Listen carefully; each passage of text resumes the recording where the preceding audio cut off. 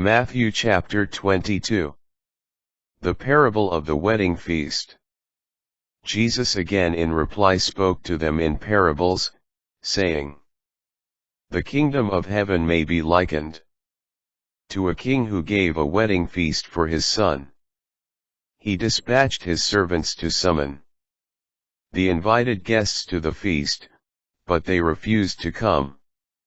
A second time he sent other servants, saying, Tell those invited, Behold, I have prepared my banquet. My calves and fattened cattle are killed, and everything is ready, come to the feast. Some ignored the invitation and went away. One to his farm, another to his business. The rest laid hold of his servants, mistreated them, and killed them. The king was enraged and sent his troops, destroyed those murderers, and burned their city. Then he said to his servants, The feast is ready, but those who were invited were not worthy to come. Go out, therefore, into the main roads and invite to the feast whomever you find. The servants went out into the streets, and gathered all they found, bad and good alike. And the hall was filled with guests. But when the king came in to meet the guests, he saw a man there not dressed in a wedding garment. He said to him, My friend, how is it that you came in here without a wedding garment? But he was reduced to silence. Then the king said to his attendants, Bind his hands and feet, and cast him into the darkness outside, where there will be wailing and grinding of teeth. Many are invited, but few are chosen. Paying taxes to the emperor. Then the Pharisees went off, and plotted how they might entrap him in speech. They sent their disciples to him with the Herodians, saying, Teacher, we know that you are a truthful man and that you teach the way of God in accordance with the truth, and you are not concerned with anyone's opinion, for you do not regard a person's status. Tell us, then, what is your opinion? Is it lawful to pay the census tax to Caesar or not? Knowing their malice, Jesus said, Why are you testing me, you hypocrites? Show me the coin that pays the census tax. Then they handed him the Roman coin. He said to them, Whose image is this and whose inscription? They replied, Caesar's. At that he said to them, Then repay to Caesar what belongs to Caesar, and to God what belongs to God. When they heard this they were amazed, and leaving him they went away. The question about the resurrection. On that day Sadducees approached him, saying that there is no resurrection.